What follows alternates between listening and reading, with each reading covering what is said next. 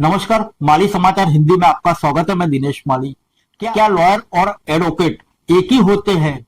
जानिए सच्चाई जो ज्यादातर लोग नहीं जानते।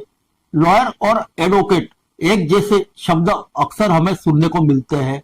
आमतौर पर लोग इन दोनों को एक ही मान लेते हैं, लेकिन सच यह है कि दोनों के बीच एक अहम अंतर होता है जिसके बारे में बहुत कम लोग जानते हैं। अक्सर जब भी कोर्ट कचहरी या कानून की बात होती है तो लॉयर और एडवोकेट जैसे शब्द सुनने को मिलते हैं। ज्यादातर लोग इन दोनों को एक ही समझ लेते हैं और बिना सोचे समझे एक दूसरे की जगह कोई भी शब्द इस्तेमाल कर लेते हैं। लेकिन यह सच है कि इन दोनों के बीच एक अहम अंतर होता है जिसके बारे में बहुत कम लोग जानते हैं। इस अंतर को समझना जरूरी है, खासकर अगर आप कानून से जुड़े किसी मामले से निपटना चाहते हैं या इस कैरियर में दिलचस्पी रखना चाहते हैं या फिर इस प्रोफेशन को करीब से समझना चाहते हैं। ऐसे में आइए जानते हैं आखिर लॉयर और एडवोकेट के बीच क्या फर्क होता है। सबसे पहले जानते हैं लॉयर के बारे में।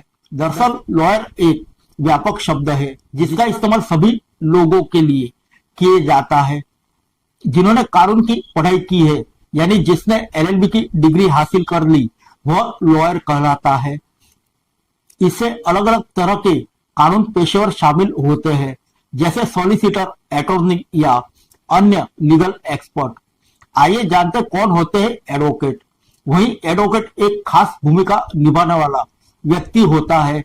एडवोकेट वही बन सकता है जो बार काउंसिल में पंजीकृत हो और ऑल इंडिया बार एग्जाम पास कर चुका हो।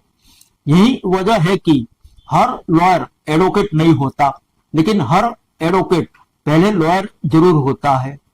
आइए जानते हैं लॉयर और एडवोकेट में क्या होता है फर्क।